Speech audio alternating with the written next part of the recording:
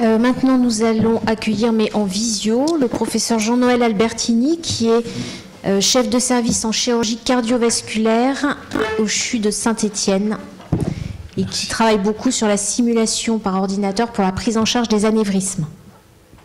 Merci, je suis heureux d'accueillir un chirurgien cardiovasculaire en tant que chirurgien vasculaire, ça me fait plaisir. Merci Jean-Noël de nous faire cette présentation futuriste, puisque le jeu numérique, tu vas plaire à Jean-Claude Coffinal. Hein. Je suis très heureux. C'est une innovation. Vous m'entendez ? On vous entend très bien, par contre on ne voit pas votre présentation. Alors je vais partager mon écran. Voilà, c'est parfait. Je vais essayer de me mettre en plein écran. Voilà. C'est parfait, merci. Vous voyez bien l'écran. Madame la Présidente, Monsieur le Président, Mesdames, Messieurs, merci infiniment pour l'invitation, pour me donner cette occasion de partager cette expérience sur l'utilisation du jumeau numérique dans la prédiction du comportement des endoprothèses aortiques. Voilà mes conflits d'intérêts. Donc ça, c'est un petit peu la slide qu'on montre pour montrer notre parcours. Donc effectivement, c'est une aventure qui a commencé, on va dire, à la fin des années 2000. Donc avec le professeur Stéphane Avril qui dirige le Centre Ingénierie et Santé de l'École des Mines. On a commencé à développer des travaux sur la simulation numérique des interventions cardiovasculaires et en particulier on s'est intéressé initialement aux endoprothèses aortiques. Donc en un peu moins d'une quinzaine d'années, on est passé un petit peu du format uniquement de la recherche vers avec le développement de collaborations cliniques, mais également avec des instituts, des hôpitaux et des cliniques privées. On a également développé des partenariats industriels. Et puis, on a créé une spin-off de ces activités de recherche, une société qui s'appelle Predisurge, qui aujourd'hui développe et commercialise ces simulations numériques. On est tout à fait en ligne avec les présentations qui ont été faites par les orateurs précédents. C'est-à-dire que vraiment l'idée, on est plutôt centré sur la planification essentiellement. Et donc, la première étape, comme on l'a vu, alors nous, on travaille évidemment pas sur l'os, on travaille sur l'aorte. Donc, la première étape est la même, c'est de faire une segmentation en fait de l'aorte à partir du scanner préopératoire du patient. Et puis, nous, la deuxième, c'est qu'il faut qu'on ne peut pas se contenter en fait simplement d'une image, puisque évidemment le tissu aortique est un tissu mou, donc déformable. Donc, pour essayer de prendre en compte cette déformabilité, on va intégrer deux étapes de plus. Donc, une première étape qui s'appelle le maillage. Donc, c'est l'opération qui permet de discrétiser en tout petits éléments, comme on le voit ici, la surface du modèle 3D qui a été obtenu. Et après, la troisième étape, c'est d'intégrer les propriétés mécaniques de la paroi aortique au niveau de ce maillage. Et une fois qu'on a réalisé cette troisième étape, on n'a plus une image, on a vraiment un véritable jumeau numérique de l'aorte du patient. Évidemment, c'est le patient spécifique qui est tout à fait déformable. Donc ça, c'est un des exemples d'études qu'on avait fait au cours de cette phase académique avec le professeur Dupré, qui aujourd'hui dirige le service de chirurgie vasculaire du CHU de Reims. Et donc, à l'époque, il avait imaginé ce dispositif avec des caméras, avec des petites gouttes d'encre qui se déformaient sous l'influence d'un dispositif d'inflation. Et donc, ça avait permis de caractériser donc, la mécanique en fait de la paroi aortique. Alors, c'était des aortes ascendantes qu'on récupérait donc lors des chirurgies de résection pour des anévrismes au bloc opératoire. Il a fallu mettre au point donc la même technique pour les dispositifs. Donc, dans la pathologie aortique, le dispositif donc en chirurgie mini-invasive, donc ce sont les endoprothèses qui sont faites d'un assemblage de tissus prothétiques, en général du dacron, parfois du PTFE, et puis des stents qui sont suturés ou collés aux tissus prothétiques, et ces stents qui sont soit en nitinol le plus souvent, mais qui peuvent être également en acier.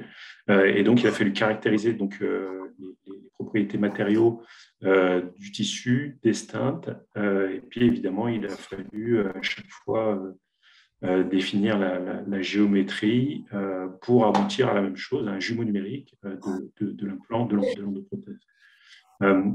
Et donc, au fil des années, on a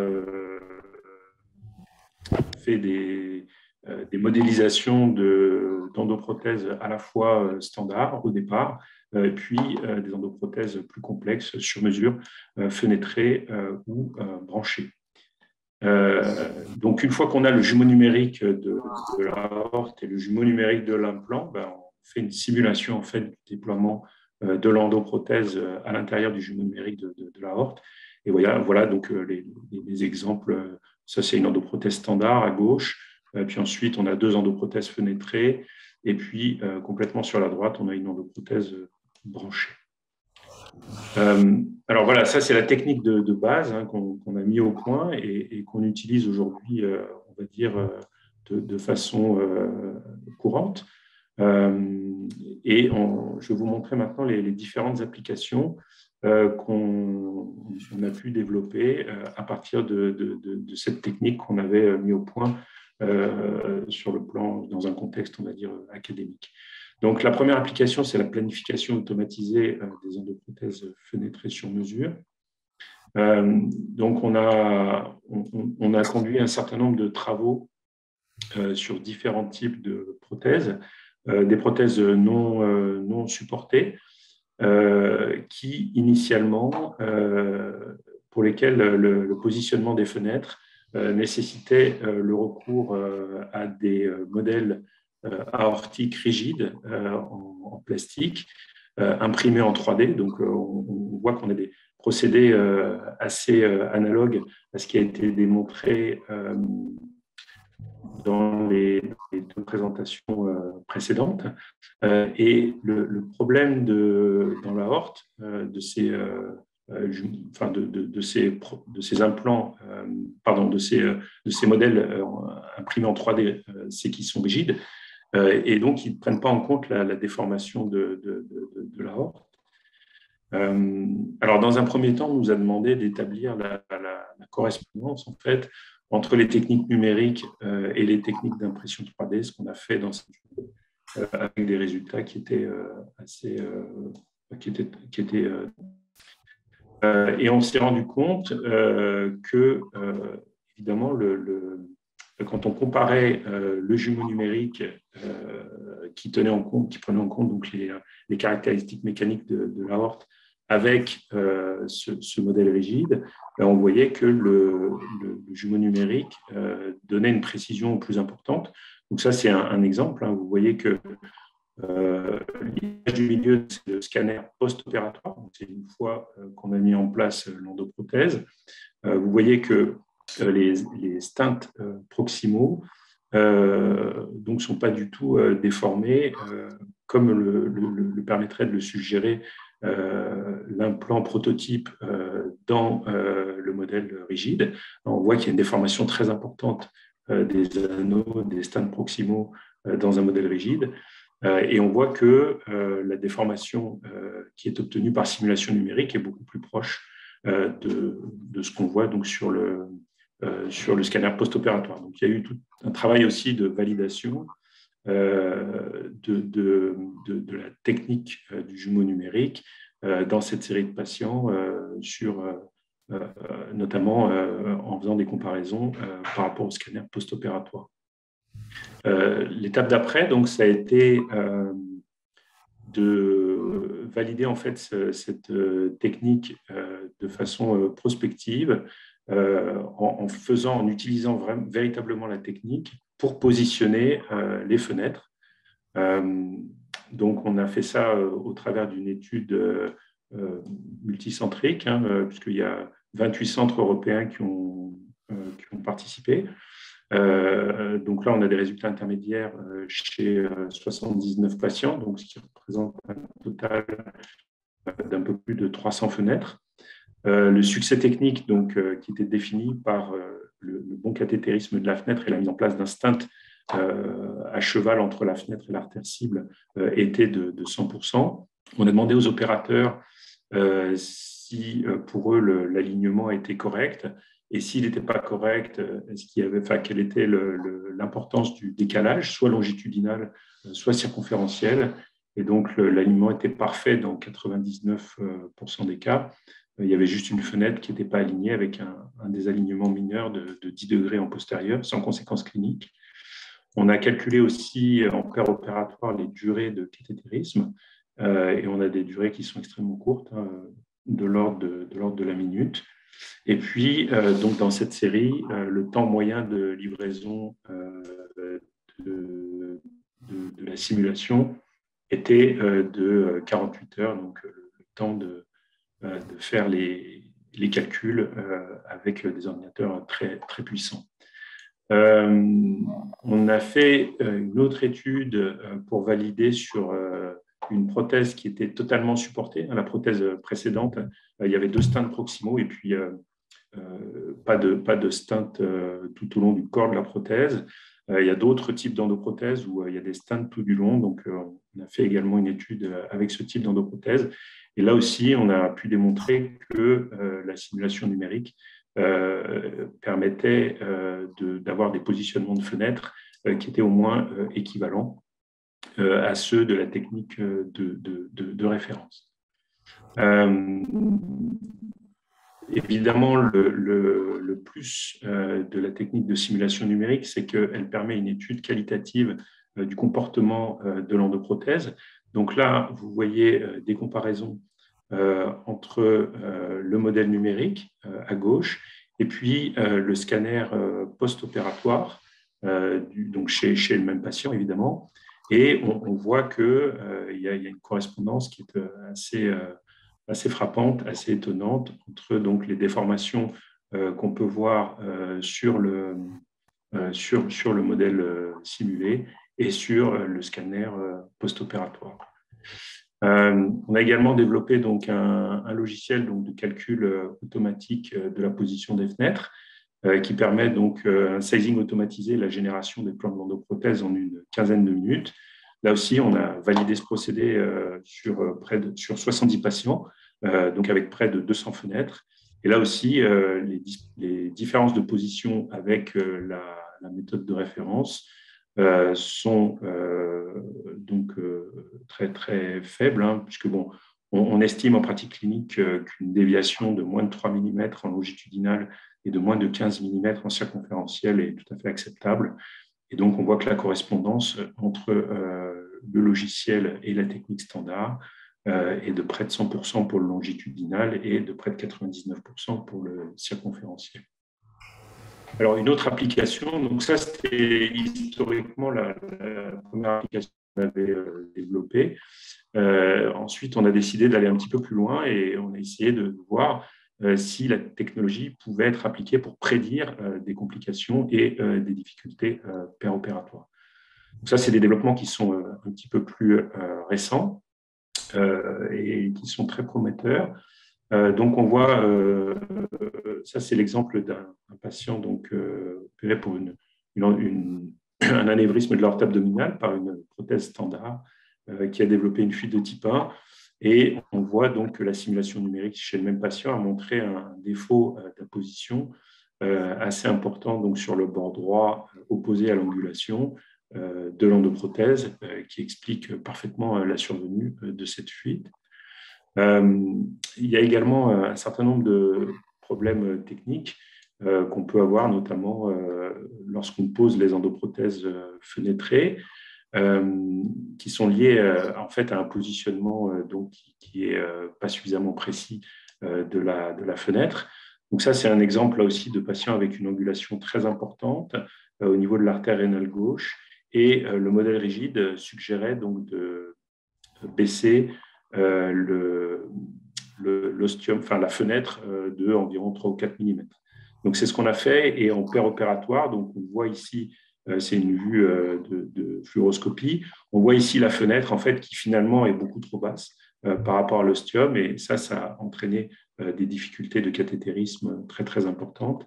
Bon, finalement on y est arrivé. Mais si je me souviens bien, il y avait plus d'1 heure de cathétérisme avec les quantités de rayons et de produits de contraste qu'on peut imaginer.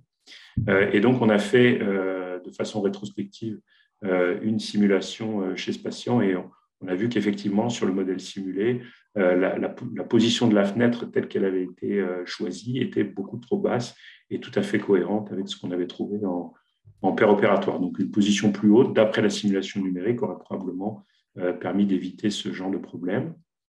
Il y a également la possibilité donc, de prévenir des fuites de type 1C. Donc, on voit qu'ici, les stents qui ont été utilisés donc, pour faire le bridge entre la fenêtre et l'artère cible, donc ici l'artère rénale droite, étaient trop courts, tout simplement parce qu'on a méconnu dans la planification le fait que la fenêtre, du fait de l'angulation, allait se trouver très loin de l'ostium. Donc ici, on voit sur la simulation qu'on est à peu près à 1 cm. Donc là aussi, on voit que la simulation numérique permet d'optimiser la planification. Et donc là aussi, c'est pareil, si on avait su ça, et c'est ce qu'on fait aujourd'hui de plus en plus en routier, on utilise des stents de longueur adaptée. Ça, c'est un autre exemple pour une endoprothèse branchée sur un anévrisme thoraco-abdominal où on avait eu une compression en fait, avec des difficultés de cathétérisme de la branche rénale gauche. Là aussi, simulation a posteriori, et on voit que effectivement, la simulation montre la branche comprimée. Un autre exemple de patient encore plus complexe, c'est un anévrisme donc de la crosse qui a été traité par une endoprothèse double branche. Donc, au passage, on voit la façon dont on compare en fait les stents simulés et les stents post-opératoires avec la possibilité de surimposer, d'afficher en même temps pour déterminer un petit peu la précision, les similitudes, les différences en termes de position. Et on voit que donc chez ce patient en particulier, on avait une invagination en fait au niveau de l'isthme aortique qui était lié à un diamètre de la prothèse beaucoup trop important par rapport au diamètre de l'aorte. Et on voit que là aussi, la simulation a permis de mettre en évidence cet aspect d'invagination. Donc, en conclusion, aujourd'hui, la simulation numérique donc, permet d'obtenir des jumeaux numériques de l'aorte et des endoprothèses utilisées pour traiter les anévrismes ou les dissections. Pour la première fois, cette technologie donc, permet d'analyser le comportement des endoprothèses avant l'intervention, ce qui n'était pas le cas donc, avec les techniques d'imagerie, d'analyse d'image de l'aorte simple. Et on voit qu'on commence à déterminer, on a la possibilité de déterminer à l'avance, prédire des complications. Donc, ça, c'est très prometteur. Et donc, il y a un programme de recherche qui a été mis en place, notamment dans le cadre d'un projet RHU qui s'appelle EndoVX et qui est donc coordinateur et le professeur Stéphane Hollon à l'hôpital Marine-Lambon. Voilà, je vous remercie beaucoup de votre attention. Merci beaucoup, c'était totalement impressionnant. À terme, qui va utiliser cette technique, le chirurgien, le cardiologue, ou vous envisagez quasiment une nouvelle profession? Alors, aujourd'hui, effectivement, elle est... Elle n'est pas chirurgien vasculaire. Hein. Non, du tout. Elle est gynéco. Le chirurgien, oui. Chirurgien gynéco. Non, mais c'est une excellente question, évidemment. Donc, aujourd'hui, ce sont des ingénieurs qui en biomécanique qui réalisent ces simulations numériques. Donc, effectivement, il faut qu'il y ait une formation donc, des ingénieurs à la pathologie, aux interventions, etc. Mais ce qu'on voit aujourd'hui, c'est que les utilisateurs finaux, c'est vraiment les chirurgiens vasculaires, les cardiologues interventionnels, puisqu'on développe aussi des choses pour la valve mitrale. Cardiologue interventionnel aussi ? Aussi, bien sûr, bien sûr. Tous les gens qui aujourd'hui font des interventions mini-invasives cardiovasculaires sont susceptibles d'être intéressés. Et on voit que les médecins s'approprient très vite la simulation. Et ce qui est très intéressant, c'est que on voit chez les gens qui l'utilisent depuis maintenant plusieurs années, puisqu'on a commencé, on va dire, la diffusion clinique dans le cadre des études il y a 3-4 ans. Les gens qui ont commencé disent on se demande comment on faisait avant et le retour en arrière il est compliqué. Voilà, donc c'est effectivement. On voit que Je tiens à te féliciter, à féliciter tout le groupe de travail entre ingénieurs et chirurgiens et ensemble des intervenants sur ces sujets, parce que on a vu la semaine dernière à Amiens comment aujourd'hui en orthopédie du rachis, par exemple, chirurgie orthopédique du rachis, non seulement on s'entraîne sur les hologrammes, mais également on prépare une stratégie sur une invention, une nouvelle technique qui n'a jamais été faite. Elle va être faite d'abord sur un hologramme pour anticiper et la préparation des collègues. Voilà. Oui, j'ai perdu mon collègue. Oui, j'ai deux questions, s'il te plaît. J'ai deux questions. J'ai pas compris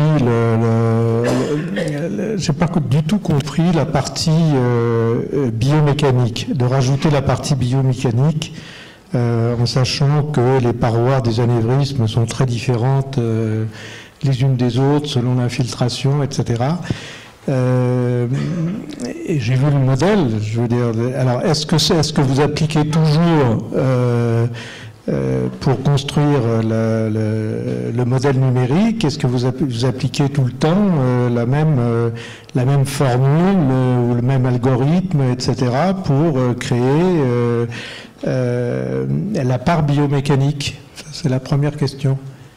Oui, alors oui, c'est exactement ça.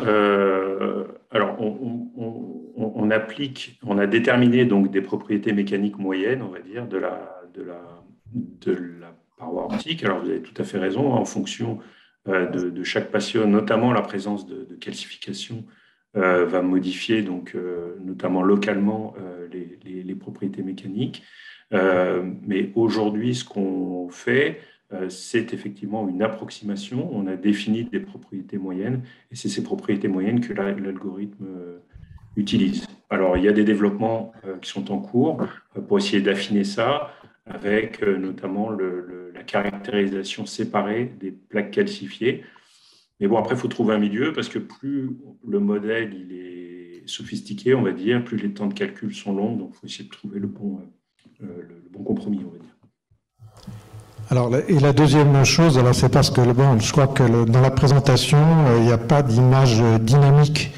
Je veux dire, dans les résultats, etc., on ne voit pas. Est-ce que c'est la simulation? Ce qui est intéressant, ce qui serait intéressant dans la simulation, c'est de voir véritablement la montée des cathéters, les différentes cathétérisation des collatérales, etc. Et puis le déploiement en simulation, comme ça existe sur certains simulateurs de chirurgie vasculaire, la simulation de l'ouverture de la prothèse et de voir la superposition de ce déploiement avec je veux dire le calage tout à fait effectif en face des orifices, soit pour les prothèses branchées, soit pour les prothèses fenêtrées. Oui, alors effectivement, c'est une très bonne question que on s'est tous posée initialement, et il y a eu des travaux là-dessus. Là, dans le temps imparti, je ne peux pas tout montrer, évidemment. Donc, effectivement, on a fait des simulations de déploiement de guide, on a fait des simulations de montée du lanceur, des simulations de déploiement partiel de l'endoprothèse sur le lanceur. Et en fait, on s'est rendu compte que, au final, et ça c'est ce que je montre à un moment donné, la comparaison en fait de la position finale en simulation par rapport au scanner post-opératoire n'était pas trop affectée par ces étapes-là. Et donc dans les applications qu'on a cherché à développer, hein, qui étaient le positionnement des fenêtres, le positionnement des branches par rapport aux artères collatérales dans un premier temps, et puis la prédiction de certaines complications, comme notamment les fuites de type 1, on s'est rendu compte que simplement l'analyse du résultat final permettait d'obtenir la bonne prédiction de ce qu'on recherchait. Donc c'est pour ça que, et ce qu'il faut savoir aussi, c'est que si, alors évidemment techniquement c'est possible de tout simuler, mais après on se retrouve avec des temps de calcul évidemment qui sont extrêmement importants, avec un coût aussi de la simulation qui va augmenter de façon très importante. Oui, parce qu'on voit quand même que il y a deux éléments. Ce que vous proposez actuellement, c'est de manière beaucoup plus précise ce qu'on fait quand on fait le sizing de nos prothèses, hein, donc avec une manière très précise. Mais quand on parle avec tous nos collègues là, enfin, on comprend bien que l'avenir, c'est quand même le training, hein, c'est d'être capable de pouvoir dire à la fois je définis quelle prothèse je fais, où sont les emplacements, etc. Donc c'est cette partie du sizing très particulier parce qu'il y a des orifices, des branchements, etc. sur ces prothèses complexes. Et la deuxième, c'est celle du chirurgien, c'est celle des jeunes, veut dire d'arriver à mettre en place ces prothèses. Ça devrait être théoriquement simplifié si les orifices sont en face des trous de la prothèse. Donc, Tout à fait, tout à fait. Alors effectivement, il y a des applications donc d'enseignement qui font appel à des appareils de training, notamment pour les endoprothèses. Et on a des travaux collaboratifs avec les sociétés, notamment qui développent ces appareils, justement pour intégrer le jumeau numérique pour que la simulation donc, qui présente à l'écran soit plus fidèle et notamment prenne en compte des déformations, ce qui n'est pas le cas aujourd'hui dans les appareils disponibles. Vous travaillez avec Angelo Mentor, non, de Surgical Science? On travaille surtout avec Symbionics. Ah ben c'est ça. C'est toi qui le fabrique. C'est toi. Oui, tu sais, Jean-Noël, tu devrais faire partie, je fais la recommandation à tous nos collègues qui sont dans le domaine de l'innovation, de la commission innovation de l'Académie nationale de chirurgie qui est présidée par Jean-Claude Coffinal. Et donc, il y aurait tout intérêt à travailler avec toi et avec Stéphane. Stéphane Hollon est prévu, est bien branché sur l'Académie, évidemment. Et donc, moi, je crois que ça constitue malgré tout un énorme progrès quand vous êtes passé malgré tout des modèles imprimés 3D physiques en plastique à une représentation holographique qui permet en plus d'avoir une mobilité que n'a pas le système plastique et donc qui permet d'anticiper les déformations qui vont être imprimées par le flux sanguin, la pression qui s'exerce à l'intérieur des vaisseaux, etc. Et donc justement avoir finalement des outils prédictifs qui vont dire où va se passer éventuellement une endofuite. Bon, les collègues ne sont pas tous chirurgiens vasculaires. Ici, ils ne savent pas où se passent les endofuites. Quand on met un système qui va colmater la paroi pour éviter que l'anévrisme ne se rompe, on met à l'intérieur, on habille les artères à l'intérieur, mais entre cette endoprothèse qu'on met et le flux sanguin, il peut y avoir un passage du sang et réalimenter la poche anévrismale et réintroduire un risque de rupture. Donc c'est pour ça qu'on parle d'endofuite et qu'il faut les prévoir parce que c'est une des complications des endoprothèses. On n'a pas encore la solution à l'identique de la couture chirurgicale d'une prothèse aortique. Voilà, donc tout ce travail est fondamental. Et une question complémentaire Tu sais que je suis issu de la Pitié-Salpêtrière, où on a mis au point avec Fabien Koskas, qui était le promoteur des endoprothèses homemade, fabriquées par le chirurgien, avec une équipe technique minimale pour réduire le coût de ces endoprothèses. Est-ce que vous avez complètement abandonné ces systèmes de fabrication homemade avec les systèmes sur mesure mais industrialisés? Oui, alors aujourd'hui, on fait, il y a quelques indications, notamment dans le cadre de l'urgence de ces prothèses homemade, et je pense qu'on bénéficie du savoir-faire de tous ceux qui l'ont développé, et dont Fabien Koskas fait partie, bien entendu. Il a été très, très précurseur là-dessus, et donc c'est vrai qu'aujourd'hui, dans le cadre de la chirurgie réglée, élective, maintenant, c'est difficile avec tout ce qui est proposé, remboursé et tout, mais dans les cas d'urgence, où ce n'est pas possible de faire un implant sur mesure en quelques heures, hein, bien évidemment, c'est des choses qu'on fait assez régulièrement. J'en ai fait une il y a 3 semaines, par exemple, et ça nous a bien sorti d'affaire, effectivement. Merci. Je peux poser une question?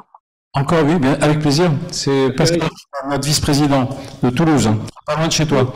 Bonjour Bonjour. Et bravo pour toutes ces présentations, en particulier la dernière. Donc, la question est comment ça se passe au niveau du circuit de validation et de remboursement via les tutelles.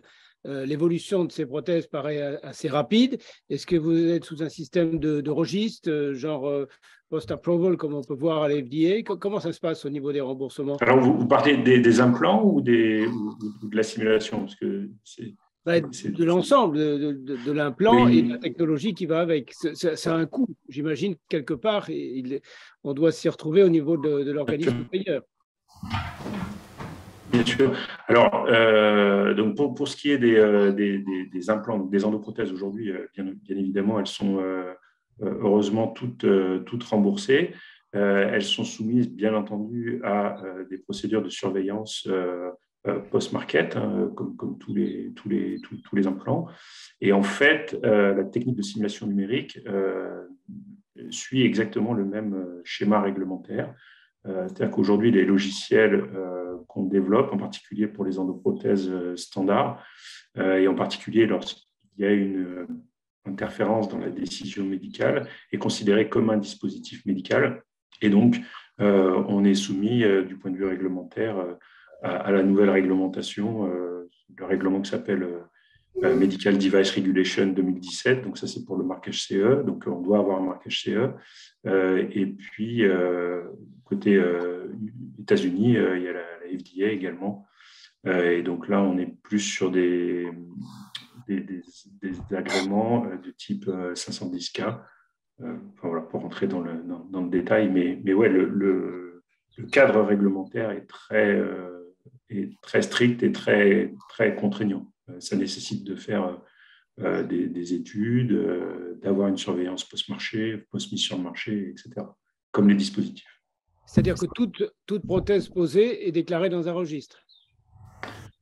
Alors oui. En fait, il y a des études après la mise sur le marché, et dans le cadre de ces études, effectivement, toute pause qui est faite doit être déclarée. Merci. Et fait l'objet d'une analyse. Merci beaucoup.